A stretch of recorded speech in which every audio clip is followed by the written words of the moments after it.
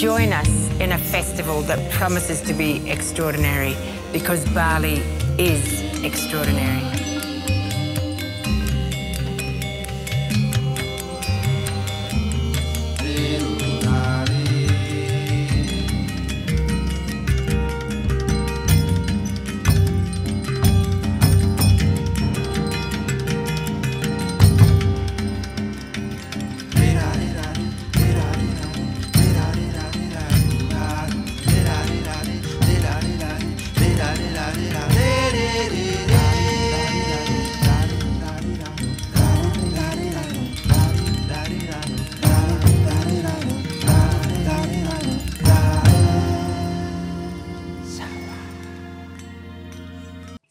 Welcome to Ubud Retro Readers and Festival 2021. This year, the festival returns with the theme Mulat Sarira, self-reflection, which is drawn from a Balinese Hindu philosophy.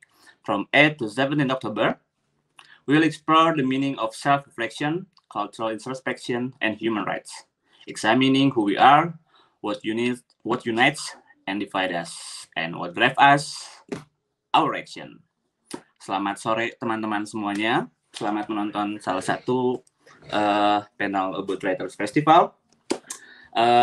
Perkenalkan, saya Said Muhammad. Saya akan memoderatori salah seorang entrepreneur yang sekaligus juga adalah seorang penulis bernama Jesse, di mana Jesse sudah menciptakan dan melahirkan 2 buku. Yang pertama adalah The Ripple of Existence dan buku barunya yang kedua adalah Riddle of Existence. Nah, sebelum membacakan atau sebelum mempersilakan Jesse masuk ke room kita, saya akan membacakan salah satu puisi yang menurutku ini aku suka banget karena most of people mengalami hal ini gitu. Karena aku melihat buku-buku Jesse juga punya tema atau roh yang sifatnya self reflection dan juga cukup kontemplatif. Salah satu puisinya berjudul Why You Broke Me. You were so used to pain that when love found you, you didn't trust it. And I'm quite agak terkesima dan juga bertanya-tanya, how could Jesse write that kind of poem, di mana dia pasti mengalami sesuatu atau mengerti bagaimana orang-orang menerjemahkan cinta atau menghadapi hal-hal yang melihatnya membuat banyak sekali orang memiliki banyak perspektif tentang dirinya sendiri atau menerima cinta dalam kehidupan. So, kita persilahkan Jesse untuk masuk ke dalam ruangan atau say hi. Hi Jesse, how are you doing?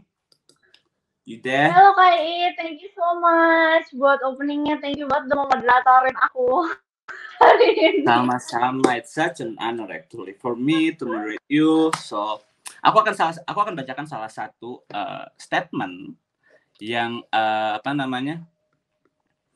yang ada di buku Riddle of Existence. Karena buat beberapa orang, ketika sudah membaca buku Riddle of Existence, aku akan perlihatkan dulu bukunya. So, ini buku pertama Jesse, Ripple of Existence, right? Guys, isn't that cool? Ini buku yang baru yang akan kita launching dan kita bahas. Riddles of Existence. Dan beberapa orang ketika udah baca Riddle of Existence, yes, katanya mereka merasa enak banget, merasa rilis. Like, how do you feel about it actually? When your poems, your books make someone feels released dan juga tercerahkan. Iya. Aku senang banget dan aku grateful banget sih, soalnya I think setiap aku menulis, aku tuh ingin tulisan aku tuh bisa bermanfaat bagi orang lain juga sih, dan gak cuma bermanfaat bagi aku.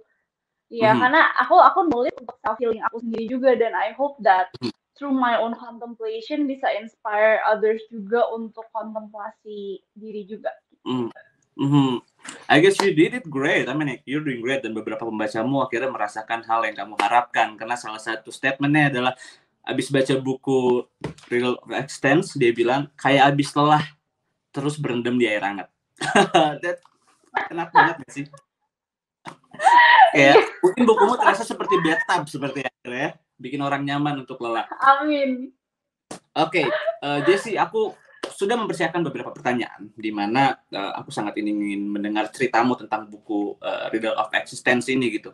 Di mana aku melihat buku-bukumu seperti yang tadi sudah aku bilang, memiliki roh yang menyerupai dengan tema Writer Festival kali ini, self reflection gitu. Dan buku-bukumu tuh sangat, puisi-puisinya sangat kontemplatif yet enlightenment gitu, enlightening gitu. Jadi aku ingin dengar cerita di balik Riddle of Existence ini. Pertanyaan pertamanya salah satunya mungkin lebih ke apakah buku ini sudah tertulis atau ditulis sejak sebelum pandemi, atau ketika pandemi terjadi, atau mungkin ada dorongan-dorongan lain ketika pandemi menciptakan tulisan-tulisan yang akhirnya kayaknya relate nih ketika masa pandemi dan kamu mengalami banyak sekali, kita semua mengalami banyak sekali momen yang sifatnya kontemplatif gitu. So is that any big desire untuk menciptakan Riddle of Existence? Sebenarnya Riddle of Existence sendiri tuh kayaknya I would say 30-40% itu written within the pandemic, and 60% tuh kayaknya sebelum pandemic gitu. Dan sebenarnya pada saat aku nulis tuh aku tuh nggak necessarily, aku tuh kayak nggak bisa kasih apa sih namanya ya, kayak a specific amount kayak yang mana yang written pandemic apa enggak, kayak not necessarily so, karena pada saat aku nulis tuh aku tuh nggak mikirin kayak gimana ya, aku nulis ini untuk chapter ini dan untuk buku ini gitu loh kayak aku tuh dinulis tuh I just write out of necessity to make sense of my own internal world. It's how I stay sane gitu. Dan kayak I think kayak misalnya Riddles of Existence itu, kenapa aku namain Riddles of Existence itu karena mungkin itu tuh sangat amat merefleksikan perjalanan aku in my own growing up pada saat aku menginjak a new stage of life lah ya, dimana aku terjun ke dunia pekerjaan yang mungkin lebih harsh dan lebih cold, dan tiba-tiba tuh hidup tuh jadi lebih banyak layernya gitu.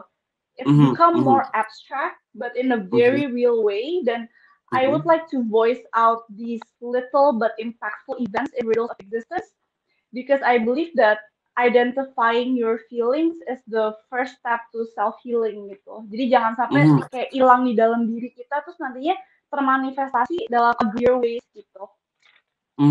So mungkin ini lebih ke Riddle of Existence akhirnya lebih karena kamu bilang bahwa kita semakin tumbuh semakin kompleks dan semakin banyak layers, dan Riddle of Existence kayak kamu menguliti banyak sekali layers untuk mudah dicerna, karena banyak orang di sana ketika menghadapi kehidupan yang mulai kompleks kayak what's wrong with my life? Kenapa ini semakin terasa sulit? Atau mungkin beberapa dari mereka akan merasa aku ingin jadi anak-anak saja gitu. Tapi di Riddle of Existence ini akhirnya mungkin kamu berusaha untuk menerjemahkan setiap players bahwa kita mengalami banyak sekali proses tumbuh yang baik untuk kita sebetulnya. Bukan begitu, Jess?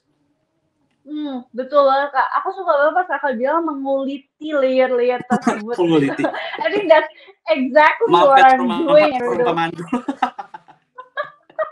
Bagus. Oke, so karena menurutku aku senang banget baca buku Riddle of Existence ini karena if I might to say dan beropini, jadi buat teman-teman teman-teman yang penasaran, Riddle of Existence ini adalah buku kumpulan puisi yang isinya puisi-puisi, tetapi kayak buat aku bisa menerjemahkan sesuai opiniku adalah kayak puisi rasa self improvement atau self reflection gitu. Jadi kayak it's so kayak tulisan-tulisan Jessie itu sangat ramah karena either dia juga mengalami semua layers itu dan dia mencoba untuk men-staging semua perjalanannya, dan juga Jessie mencoba untuk merengkuh sehingga membuat para pembaca ikutan mau merengkuh semua hal yang ada dalam dirinya. And what I like the most about your writing this actually gitu. So and then tadi kamu bilang beberapa tulisannya ditulis most of them sebelum pandemi dan beberapa juga ketika pandemi, which itu juga mungkin nge-trigger beberapa tulisan lainnya. Ada nggak sih salah satu tulisan yang itu ditulis ketika kamu mengalami pandemi selama 2 tahun kebelakang ini kita gitu? Ada banget. Jadi ada dua actually. Jadi yang pertama adalah ada di chapter ground. Nah, ground itu ground. Di sini aku tulis dalam puisi yang title-nya From My Window. Jadi intinya adalah pada saat pandemi baru terjadi, aku tuh benar-benar ngeliat kan aku WFH kan, banyak dari kita yang WFH, tapi pada saat itu banyak banget juga dari kita yang masih harus WFO. Dan ketika itu aku kayak Betul. ngelihat dari rumah keluar, aku tuh ngelihat, duh kayak kasihannya, maksudnya banyak banget orang-orang yang kayak nggak dapet privilege WFH ini gitu. Dan disitulah, I think aku merasa grounded, aku merasa grateful banget gitu ya. Nah, di sini aku tulis dalam puisi From a Window, di mana aku bilang bahwa ini just a small part of the poem, itu looking out towards the road, I feel the world's tenderness as I witness the many wakings of men to labor and endurance. And I Wow. think, how lucky can I be to look up on it as a spectator from my luxurious shelter and still be able to hide my eyes in petty complaining. Jadi aku kayak kayak I think maybe contemplating my own privilege. Dan juga ada satu lagi yang aku tulis di Breath. Breath itu lebih yang kayak the subtleties of life. Di situ aku ngerasa, pandemi ini tuh bener-bener bikin semua orang tuh down banget. Dan aku nulis tentang how I feel about the collective painful atmosphere that pada saat itu yang pandemi lagi kayak wah tinggi-tinggi itu kayak everyone positif. Nah, di situ aku tulis di Breath juga sih. Yang a moment of collective pain gitu. Moment of collective. Kamu mau bacain sedikit, boleh? Boleh banget. Aku bacain sedikit ya. Oke, ini this is the last stanza of the poem. The afternoon is blue after the rain. Tomorrow will survive and strive again. But for now, man's work is done. The toiling days of heat and anxious care are behind. And the solemn silence, with music sweetly, oh sweetly, sweetly, fills the air. Ya aku kayak mungkin aku lebih kayak ingin capture tangan dulu boleh. That's beautiful. Aku lebih pengen capture kayak the bittersweet, the bittersweet atmosphere of the whole thing gitu pada saat lagi pandemi ini gitu. Yeah, like it's all mixed up gitu ya. Ketika lagi pandemi dan kita dari dalam rumah kita sendiri atau apartemen kita sendiri ngeliat keluar, apalagi ketika masa pandemi, langit Jakarta sangat cerah gitu, but there's so sweetness in the sky, but also there's a bitterness on the ground, ya. Dan you mix those feelings into something like yang bisa dirayakan dan disyukuri gitu. Betul. Gemes, soalnya banget puisinya. Nah, kalau aku adalah orang yang sangat menikmati puisi-puisimu. Dan yang menarik sebetulnya adalah pertanyaan selanjutnya tentang di buku Riddle of Existence ini kamu membuat bab-bab dengan 4 bab besar. Bab pertama adalah shadow, kedua ground, ketiga light, keempat breath gitu. Which ketika aku baca atau mungkin melihat struktur ini di kepalaku ada 5 stages of grief gitu. Which is might be different, atau mungkin itu adalah 5 stages grief-nya versi kamu, atau mungkin kamu punya cerita terhadap kenapa bab pertama dikasih judulnya shadow, kenapa bab kedua ground, lalu ke light, lalu ke breath gitu. Iya Kak, bener banget sih yang itu Kak. Jadi mungkin kita bisa compare bab-bab yang aku tulis di Riddles itu ke stages of grief. Jadi stages of grief itu kan ada 5. Yang pertama adalah denial, terus anger, bargaining, depression, sampai akhirnya acceptance. Jadi kalau aku bisa compare chapter 1 shadow itu lebih ke yang the first stages of grief, which is denial, anger, bargaining, and depression. Di sini aku lebih ngomongin tentang hal-hal yang gimana ya? We tend to avoid within ourselves. We tend to deny and reject karena it's too uncomfortable and painful to acknowledge. Tapi melalui bab ini tuh sebenarnya I would like to invite my readers to actually look within. Karena aku percaya bahwa dengan looking within ini to the most painful feelings is the first step to true self-acceptance gitu loh. Di situ self-acceptance bisa bertumbuh akar gitu. Nah terus habis itu chapter kedua adalah ground. Nah, mungkin kalau misalnya di stages of grief itu dari denial bla bla bla sampai acceptance, dari depression itu nggak ada step lagi, dia langsung ke acceptance. Tapi di ground itu umpamanya aku bikin stage sendiri, yaitu the recycling, which is pengolahan rasa. Iya, dimana kayak setelah recycling, pengolahan rasa. kayak limbah-limbah perasaan sampah-sampah kita bikin baru jadi mungkin jadi tas yang oke gitu ya buat kita pakai as an emotion, right? Betul banget. Jadi itu bagaimana kita memakai kontemplasi kita yang tentang the most painful feelings itu menjadi sesuatu yang membuat kita tuh menjadi orang yang lebih bijak juga lebih baik. Gimana kita mengaplikasikan apa yang kita sudah pelajari ke realita kita masing-masing. Nah itu ground. Nah terus habis itu light, baru ke acceptance Kak. Jadi dari kayak denial ber-acceptance kan. It's the calm after the storm. Jadi kita ngerasa lebih enteng, lebih kayak lebih warm inside. Nah baru setelah itu kita move on ke chapter keempat, which is breath. Nah baru setelah kita udah bisa ngeberesin berantakan kita nih di dalam, baru kita bisa begin to connect with our own inner child.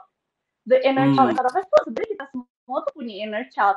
Inner child itu adalah the kid inside all of us that sees the world with curiosity and wonder. Then we can begin to notice the beauty around us. Terus kita juga bisa lebih listen to what the universe is speaking to us through the most ordinary things. Karena after all, di dalam kehidupan kita semua ya kayak berapa banyak sih event gede yang akan terjadi gitu. Sebenarnya the most things yang bakal happen in our lives are the small things. And so in order to be happy, I believe that we have to form this profound relationship with the small things. Nah, that is where chapter breath comes in, gitu. Wow, that's something. Like, karena aku ketika membaca Riddle of Existence dan di stage breath buka aku tuh kayak aku membayangkan kayak kita habis mungkin mirip seperti tadi statement salah satu pembacamu ya, kayak habis lelah, terus mandi air panas di bathtub.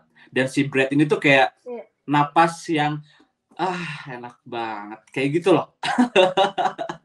Like, aku selalu suka membayangkan kalau misalnya emosi-emosiku ketika membaca buku, salah satu yang membaca bukumu dalam bentuk aktivitas gitu. Dan itu buatku kayak menarik karena and you put the breath as something that's so essential, ada di dalam diri kita, dalam tubuh kita gitu. It's like the breath itself as a symbolic stage gitu loh. Kayak kamu kayaknya menyadari atau bahkan mungkin tanpa sadar, aku nggak tahu, tapi kayak I guess you knew that the breath in this stage di buku kamu ini seolah-olah adalah sebuah breath yang sifatnya habis kelelahan dan menerima sesuatu, but yet you're happy with it. You proud of yourself gitu loh, kayak gitu. Iya benar. Tapi more also kayak di breath ini tuh kayak aku pengen highlight bahwa even the most neutral things ya Kak, itu nggak perlu kayak dijadiin, nggak semua experience harus dijadiin kayak harus kita label sebagai positif atau negatif. Jadi di breath itu aku lebih pengen readers aku tuh melihat nggak apa-apa, apapun yang netral tuh nggak apa-apa di acknowledge, apapun yang sedih juga nggak apa-apa di acknowledge. Dengan kita acknowledge itu akan bikin maksudnya kasih arti sendiri gitu loh ke kehidupan kita, dan kita nggak perlu label itu sebagai happy, sad, like positive or negative gitu. Aku makanya mungkin kayak berendam di air hangat gitu kali, kayak akhirnya gitu.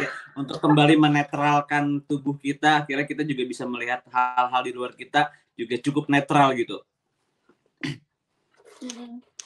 Dan ya maksudnya kalau misalnya aku baca juga dengan penjelasanmu di mana kamu juga terinspirasi dari 5 stages, atau mungkin kamu membahasakan si 4 bab ini sebagai 5 stages grief-nya versinya Jessie gitu. Dan itu berarti kan ketika kamu menciptakan atau selama berproses menulis di buku-buku ini, banyak sekali pendekatan-pendekatan keilmuan psikologi dan juga mungkin beberapanya ada pendekatan keilmuan stoicism yang sangat kamu pahami dan juga sangat kamu aplikasikan ke dalam dirimu sendiri gitu. Dan that's something for me, because kayak buatku akhirnya kayaknya orang-orang melihat buku puisimu sebagai yang tadi aku bilang bentuk fresh, di mana orang bisa menikmati buku self improvement yang sifatnya kontemplatif in a poetic way. You get it? I mean like self improvement in poetic way, that's something gitu buat kita gitu. Karena there's no wonder beberapa magazine akhirnya dalam artikelnya pernah mention Jessie as a next Rupi Kaur, if I'm not mistaken. No, I just wondering, how do you feel about it when someone say that in the article? Oh, I'm honored. Like I'm really honored karena itu something yang aku nggak expect sama sekali. I don't know how they discovered me as well. So I'm really honored sih pas aku ngelihat itu. Well, you should be. But I'm too proud of you because like ya kita juga kayaknya bisa melihat beberapa tulisan-tulisan Rupiah it's so contemplating and also enlightening gitu, which di tulisan-tulisanmu berarti para pembaca sudah menyetujui dan mengamini bahwa puisi-puisimu cukup enlightening dan juga kontemplatif, di mana mereka, ini yang aku suka sebetulnya di Riddle of Existence adalah di mana yang tadi aku pernah bilang, puisi-puisi ini karena ini berdasarkan dari sebuah perjalanan healing prosesnya Jessie sendiri, di mana kamu memperlihatkan how to hug yourself, especially the child inside us gitu, yang tadi kamu sempat bahas tentang si child what? Sorry, kenapa tiba-tiba hilang dari kepalaku? The inner child. Inner child, I'm so sorry. Okay, the inner child. Yeah, in psychological way, it's so important to understand and to hear and to listen our inner child gitu. So that's something dalam buku puisi banyak sekali pendekatan-pendekatan yang sifatnya cukup intelek dalam dunia psikologi gitu. Nah, selanjutnya aku juga ingin tanya, Jess, kayak apakah menurutmu dalam masa, apalagi dalam masa pandemi seperti ini gitu ya, kita atau banyak sekali orang mengalami banyak kebingungan menghadapi dirinya atau bahkan melihat dirinya sendiri gitu. So apalagi kamu gitu sebagai orang yang menciptakan buku juga gitu, aku lebih ingin tanya juga ke sisi kamu, di mana ketika kamu menulis menulis buku ini, which aku menyadari untuk beberapa penulis, buku adalah salah satu medium mereka untuk healing themselves gitu, salah satu medium untuk menyembuhkan dirinya sendiri. So aku penasaran, apakah ada beberapa tulisan atau mungkin satu atau salah satu tulisan yang ketika itu ditulis, it feels so hurt, it's so painful, sangat menyakitkan, tapi di saat yang sama sangat liberating dan sangat melegakan ketika akhirnya kamu bisa menuliskan hal itu. Ada beberapa, cuman salah satu yang kayak paling ya, itu ada di chapter Shadow, of course ya, karena kan kayak painful. Iya. Nah, aku boleh potong sebentar. Beberapa orang, kamu pernah dengar bahwa di bagian shadow itu it's quite feels a bit dark, kata beberapa orang, dan aku sendiri melihatnya mungkin it's dark, it's aku melihat kayak tubuh kita seperti rumah atau ruangan. Mungkin the shadow it's quite dark because we rarely want to melihat ruangan itu gitu, karena tadi seperti yang kamu jelaskan, shadow itu mungkin seperti bagian denial, right? When we deny things, we put them under the skin atau under the blanket, dan kita nggak mau, atau mungkin kalau rumah kita tutup aja gitu, ruangannya dikunci. Mungkin it's a bit dark, it's because we never really see it gitu, we never really want to understand what's inside the room, right? Is that? Betul, betul banget Kak, gitu.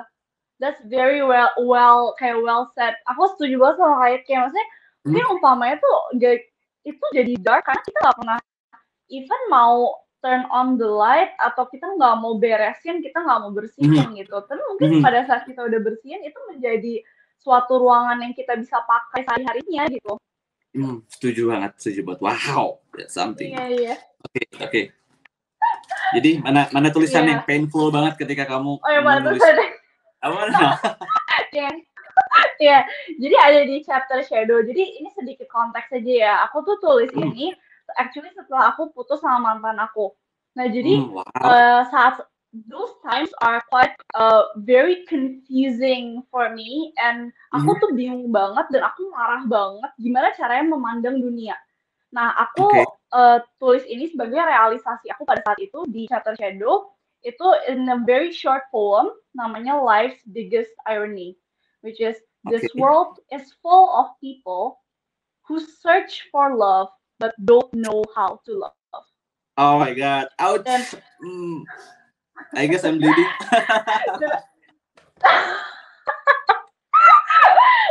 Iya, karena aku tuh bisa bilang tuh tipe orang yang kayak dulu tuh naif banget, Kak. Aku tuh ngerasa semua orang baik. Jadi and I still believe that semua orang tuh pasti punya goodness di dalam diri mereka sendiri. Yeah, Tapi course. inilah dari shadow aku ke ground ya kan. Maksudnya dari kayak aku udah kontemplasi diri, aku ingin ground myself, dan di sini aku tulis puisi ini, dan realisasi inilah yang healing aku banget. Itu anything less than action isn't real. Everyone has potential to be good and kind. But if mere potential is why you stay all the time, leave. For it is not potential that makes one warm, thoughtful, and kind. It is action. Nah, di situ aku realisasi tuh kayak maksudnya menurut aku tuh semua orang pasti ada goodness dalam diri mereka. Even orang yang paling jahat pun, yang kayak pemerkosa lah dan sebagainya, mereka tuh sebenarnya punya goodness di dalam diri mereka. Tapi, well, potensi sendiri itu tidak membuat seorang baik gitu. Dan di situ itu realisasi yang bikin aku heal dari my own confusion and my anger gitu. Which yang tadi yang puisi yang kakak kayak suka banget yang Why You Broke Me, which is like apa ya tadi ya? When love found you broke me. Ya. Kenapa Kak? Yang puisinya You Were So Used to Pain itu. Yeah, you were so used to pain that apa ya? Aku nulis apa ya? You were so used to pain. That's okay. You were so used to pain that when love on you, you didn't rush it. Oke, sebelum kamu jawab, aku mau nebak dulu. Oke, so since one of the poem you said that itu kamu tulis ketika kamu habis broke up dengan salah satu mantanmu, kalau boleh tahu kan? Ya kan? Nah, apakah si puisi yang tadi aku suka banget itu yang Why You Broke Me, apakah itu ditulis setelah puisi yang tadi kamu bacakan, yang akhirnya di mana itu ada di masa ketika kamu akhirnya bertemu seseorang yang baru, which now it's your husband? Karena sebelumnya kamu kayak pernah ada di satu masa yang cukup naif, terus kayak when the real love comes, kayak you didn't really trust it because kamu kayak agak terkejut dulu. Mungkin perasaannya lebih ke do I do really deserve this kind of love gitu. Apa gitu apa enggak? Itu hanya tebakan. Iya. Actually yang Why You Broke Me itu aku kayaknya tulisnya tuh agak berdekatan sama yang Life's Biggest Irony deh. Jadi tuh sebelum aku ketemu my current husband. Jadi tuh aku tersadar gitu loh, kayak maksudnya ya misalnya nih ya, ini dalam put it into konteks, mungkin teman-teman di sini yang juga lagi dengerin mungkin bisa relate juga, aku nggak tahu, tapi aku sadar bahwa mungkin misalnya dulu aku diselingkuhin gitu ya aku baru sadar gitu bahwa in my particular case, kalau menurut aku sendiri dari point of view aku sendiri, itu karena dia tuh udah disakitin gitu. Dia nggak bisa kalau misalnya aku yang sakitin dia, makanya dia harus sakitin aku duluan gitu. Gitu. Dan itu, nah itulah aku realize itu dan aku put it into words di poem yang Why You Broke Me gitu. Jadi itu kayak agak berdekatan gitu sih Kak sama yang tapi kalau di halaman gitu. Sebetulnya kayak depan belakang gitu ternyata. Aku baru nyadar. Oh gitu ya? Lah, lupa juga penulisnya. Oh iya benar. Oke. That's it. Iya, berdekatan. I do agree when when people hurt us, they already feel hurted before gitu. Kebanyakan kayak gitu kan gitu. Orang-orang yang menyakiti kita kecenderungan mereka jauh lebih tersakiti. So I guess we need to love them back in particular way gitu, but with understanding because they hurt gitu. But this really good. I mean like aku tidak tahu bahwa maksudnya kalau misalnya nggak diinfo sama Jessie, dua puisi ini yang sebetulnya tidak terdengar sama sekali seperti patah hati in romance way ya, karena buat tuh kayak Why You Broke Me tuh sifatnya universal gitu, entah mungkin ada kejadian yang lain gitu. Tetapi what's interesting is even the romance story it's hidden a gem gitu, kayak ada kamu memilih untuk melihat satu batu berlian yang bisa kamu ambil sebagai value, that's the romance itself. Even though it hurts, it builds you gitu untuk jadi Jessie yang sekarang. It helps you to transform or to interpret one's life and one's love in a wider perspective gitu. Definitely Kak. That's great. So, nah yang menarik justru ada salah satu yang bikin aku menarik dan penasaran pengen dengar pendapatmu gitu, bahwa let's say kita akan berbicara tentang si self reflection ini, oke? Self reflection based on banyak sekali konflik krisis yang kita alami kan gitu, berasal dari sana self reflection gitu. Nah, how about the romance itself gitu for you? Karena for most of people romance tuh kayaknya mohon maaf kalau hanya ada di kepalaku bahwa romance dipisahkan dari life gitu, kayak seolah romance adalah sesuatu yang sifatnya cheesy, terlalu dramatis, remeh-temeh or something gitu. And but how do you see a romance story gitu? And how do you see romance has something so much big impact for your life gitu? That's an interesting question ya Kak. Aku juga baru ngeh bahwa maksudnya soalnya aku nggak pernah melihat romance sebagai cuman romance tuh kayak separate from kayak yang kayak the life stuff gitu loh. So that's quite interesting. Jadi maksudnya pertanyaannya tuh bagaimana karena dari beberapa banyak case orang-orang mungkin merasa, ini dari yang aku alami, orang-orang merasa lebih malu ketika sesuatu yang menekannya, yang membuat mereka menderita itu dikarenakan urusan romansa, bukan kayak seolah-olah romansa masa sih sama romansa doang harus sedepresi atau bisa sedepresi itu, which the romance itself kayak sama aja gitu, sama dengan aspek-aspek di kehidupan lainnya. Kebayang nggak? Kebayang banget. Kalau menurut aku tuh kayak mungkin aku nggak pernah kayak aku ngerti banget sih, maksudnya makanya ada kata-kata seperti kayak bucin kayak gitu-gitu kan Kak. Maksudnya kayak kesannya kita tuh kayak affected banget sih by romance dan sebagainya gitu. Tapi dari dulu aku tuh nggak pernah percaya sama kayak gimana ya? Kayak that's not necessarily the case. I feel like love is, or romance or any kind of love lah ya kayak is very important in our lives. Karena the world, aku bacain quote dari Paulo Coelho itu, the world only makes sense when somebody understands us gitu. When we can share our world with them. Dan makanya kalau menurut aku kayak sangat amat interconnected, karena mungkin aku tuh melihat semua koneksi ya kayak even sama bukan sama romansa doang, itu sebagai setiap encounter itu pasti ngajarin kita sesuatu di dalam kehidupan gak sih? Betul, setuju banget. No matter how brief it ends, misalnya kalau misalnya dalam sisi romansa ya kayak misalnya kayak even gak pacaran pun cuman baru ketemu dan sebagainya, mungkin just one conversation can already alter your world and alter the chemistry of kayak what's happening in the world for you gitu. So that's how I think it's interconnected.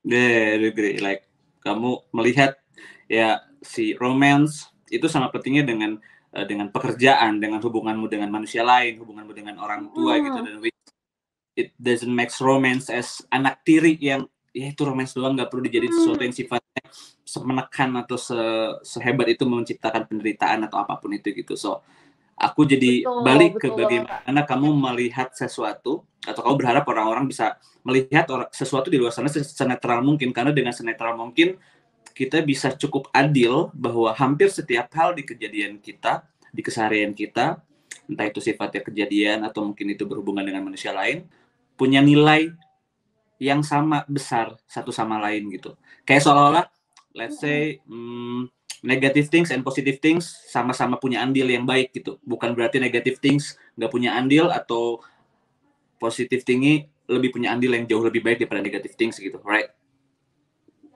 Bener banget Kak, bener banget. Dan maksudnya menurut aku romance tuh sama kayak relasi-relasi lainnya yang kata Kait bilang, itu tuh ya sama-sama pentingnya, dan maksudnya bukan berarti pokoknya just one conversation with another soul itu tuh udah bisa mengubah sesuatu di dalam diri kita gitu. So that's and I think kayak maksudnya even as simple as meeting Kak Iet gitu, it's just something very like coincidental, Kak. And I think these things happen all the time in our lives, and it deserves to be celebrated. Gitu. Wow, and you celebrate all of the stuff into these poems, and that's cool. Oke, wow, menarik sekali. Kayak soalnya aku melihat kamu bisa cukup sangat universal ya untuk membahasakan apa namanya macam-macam emosi dan emosi-emosi dalam proses healing journey-nya kamu gitu. Nah, ngomongin healing journey, karena yang tadi aku bilang bahwa your book The Poems, it feels like a buku, it's like a self improvement in poetic way, dan juga masa-masa kita sekarang. Kamu merasa nggak sih bahwa dalam 2 tahun ke belakang we're so close into something like self-reflection, contemplating, hal-hal yang sifatnya melihat ke dalam diri sendiri, kayak gitu kan? Nah, aku juga jadi penasaran lagi, adakah ini salah satu pertanyaan yang tiba-tiba muncul, mohon maaf, seperti yang tadi kamu udah sempat ada satu puisi yang tadi aku tanyanya, is there any which writing that the most painful yet healing yang kamu tulis di buku ini? Ada nggak sih apakah kamu juga ada juga nggak sih tulisan yang ketika kamu menuliskan hal itu tuh kamu dengan perasaan super bahagia gitu, kayak everybody should feel this way gitu, atau semua orang kayaknya harus baca ini karena ketika kamu nulis itu tuh kayaknya rasanya super happy gitu? Super happy ya. Kayaknya kalau super happy sendiri itu gak ada Kak, soalnya because aku I think like happiness is simple but sadness is complicated. That's why it's like sometimes wow. So I mean oftentimes we need to feel sad or like in order to write gitu kan Kak. Jadi kayak misalnya happy tuh enggak sih, cuman mungkin ada satu puisi atau writing di Riddles of Existence yang aku pengen share juga. Ini adalah satu writing yang aku masih relate, maksudnya bukan masih relate sih. Ini tuh masih terjadi di dalam diri aku gitu. Kayak misalnya realisasi yang aku masih try to apply in my own life. Oke. Nah, ini ada di chapter ground. Ground. Ini tuh pertaining to my own fear. Jadi, sedikit konteks. Aku tuh takut banget. Kayak, this is like my biggest fear in the world is losing my husband gitu. Oke. That's like, iya itu tuh aku tuh takut banget. Aku tuh bisa sampai kayak tidur nangis gitu dulu gitu ya. Dan di sini aku tulis di chapter ground, yaitu title-nya Dear Future Self. Oke. Nah, mungkin ini aku bacain aja kali ya Kak. Gak apa-apa Boleh ya? banget, tolong bacakan. Okay. So, dear future self, take a breath. Take a look at your 2 feet. Where are they right now? Do you see your lover? Feel their soft skin. Kiss that familiar cheek and appreciate everything that's working to give them life. Do you smell the soothing fragrance of tea? Stop and take a moment to appreciate the tea and the boiling water and the fact that together they make something that's nourishing to one's spirit. Or do you hear people around you say, I'm sorry for your loss, with tears filling your lungs with sorrow? This exact moment is where you completely fall apart. But this is also the perfect moment to grow complete acceptance and openness, to empty the self and to fill yourself with life. I wish I could simply wish you a nice life, but that's not what life is about, isn't it? Life happens. We both know what that means. But to come to the end of your life with a spirit brave and wise is a gift you must remember to give yourself. Wow, tepuk tangan dulu. That's something like the deep root self. Kayak the way you talk, it sounds like the way you talk to yourself. It's super gentle. It's super kayak aku nggak bisa bilang apa-apa lagi selain that's super gentle gitu, karena it's super rare untuk tidak kasar sama diri sendiri gitu. And in this writing kayak kamu mengajak orang untuk bisa selembut itu juga sama diri sendiri. Kayak gitu. But anyway, Dan just sorry. We have like around 6 minutes left. 20 minutes. 6. Maksudnya? Ini? Yep. Seriously? Yep. Ya, kayak kita seru. Ini di sini kan ada, this is like 39 minutes. Okay. It's 20 more minutes, right? Nah, at the chat it's 10 minutes left as a reminder. Oh, okay. I know, kayak kita terlalu seru. So, in this 4 menit terakhir, 5 menit terakhir, yang dimana aku melihat bahwa bukumu sebagai healing prosesnya kamu gitu. Apakah menurutmu orang-orang juga perlu mengalami healing journey-nya sendiri, and how do you think about healing process gitu as a closing statement juga? As a closing statement ya. Jadi essentially emang this book itu ada beberapa, mungkin kayaknya readers aku juga lumayan ngerasa ya bahwa buku ini tuh lumayan bisa relate ke self healing mereka dari tools yang mereka pet aku, karena memang di dalam buku ini tuh aku this is how I healed myself. Like if somebody wants to see the journey of how I'm healing myself, this book is it gitu. Jadi what is self healing sebenarnya kan Kait? Mungkin banyak orang yang berpikir bahwa self healing tuh kita mesti kayak sakit dulu baru kita self healing. Tapi kalau menurut aku self healing semuanya itu sendirian nggak gitu. Nunggu. Bener Kait. Nah, tapi sebenarnya self healing itu bisa sesimpel as not rejecting your feelings, not rejecting yourself, gitu loh. Jadi it's about menyapa dan juga keinginan untuk menyapa dan mengerti perasaan kita, no matter how uncomfortable and painful it gets, gitu. Karena menurut aku no feeling is too small to contemplate, no feeling is insignificant. Nah, jadi kalau buat closing statement, mungkin menurut aku tuh lawan kata dari self healing adalah ignorance. Nah, most of the time aku tuh nggak percaya bahwa ignorance is bliss. Karena mungkin banyak dari kita tuh suka numb our feelings dengan external things. As simple as pada saat kita ngerasa nggak enak, kita nonton TV terus, nonton Netflix, atau nggak minum-minum, atau nggak just being in a relationship all the time, or shopping terus dan sebagainya. We see that all the time. Dan mungkin it may borrow us some temporary bliss. Ya kan? It's temporary bliss. Tapi no matter how much we try to escape our reality will catch up to us. And when that happens, we will have to pay back the temporary bliss. And kita harus bayar dengan bunga. Scary, yes. Yeah, the payback is scary. Kita mesti bayar dengan bunga loh, with interest, dan it will be manifested in uglier ways. Dan mungkin sebagai closing statement, that is why I think self-healing or self-contemplation is very important, yang aku pengen refleksikan di buku ini. Wow, gila. Aku tapi setuju banget bahwa there's no such kind of emotion that's too small to feel, atau beberapa juga too significant gitu.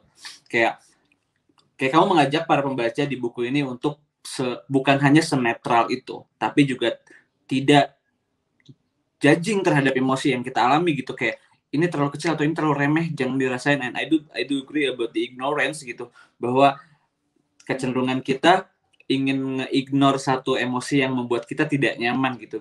Bahkan seperti yang aku pernah dengar dari seseorang, aku lupa apakah beliau psikiatris atau psikolog, dia bilang bahwa ketika kita menghilangkan perasaan tidak nyaman, kita juga menghilangkan kemampuan diri kita untuk merasakan hal-hal yang nyaman juga. So we can just erase one bad feeling, karena ketika kita nge-erase itu, kita justru juga malah nge-erase kemampuan kita untuk merasakan good feeling actually. Betul, bagus banget sih kayak itu. That I think that wraps our life up sih, yang what you said tadi. Aduh, pada seru banget. Just once again, like I feel so honored to be a moderator for your Riddle of Existence, di mana buku ini sudah bisa teman-teman dapatkan di semua toko buku terdekat kalian gitu. And for me, kalau misalnya kalian mau, kalau boleh tahu ini lanjutan apa prequel sebelumnya dari buku si Ripple of Existence ini? Atau let's say bisa dibeli secara terpisah. Oh ya, bisa dibeli secara terpisah. Oke, so you guys kalau misalnya ingin merasakan satu sensasi yang bukan berbeda tetapi menarik buatku atau buat kalian adalah you guys can go to the bookstore and feel the self-improvement book in a poetic way. Karena kalian bisa membaca setiap kalimatnya di mana kalian bisa tiba-tiba punya kemampuan untuk memeluk diri kalian sendiri dengan ramah, melihat satu ruangan kosong di diri kalian yang kebanyakan kalian kita deny, untuk diberesin pelan-pelan, karena it's not that dark though, because we always refuse to turn on the light, right? So, Jess, sekali lagi terima kasih untuk waktumu. Semoga kamu sehat-sehat. Thank you. Semoga kamu mampu menghadapi banyak hal dan jangan lupa untuk mengalirkan energi-energi baik tidak hanya kepada orang di sekitar, tetapi kepada dirimu juga. Dan terima kasih juga untuk Ubud Writer Festival yang memfasilitasi kami, aku dan Jessie, untuk bisa bercerita banyak di launching buku Riddle of Existence, di mana kalian sudah bisa dapetin bukunya di semua toko buku. So, saya Said Muhammad sebagai moderator akan pamit undur diri dan terima kasih untuk semuanya. So, untuk Riddles Festival, thank you so much and thank you to all the audience. Thank you for supporting the Yayasan Muda Suari Saraswati Patrons Program, and to the festival's partner who made the Ubud Writers and Readers Festival possible. And just say dadah to our class. Thank you. See you again. Thank you teman-teman sih. Thank you WRF. Thank you Kait.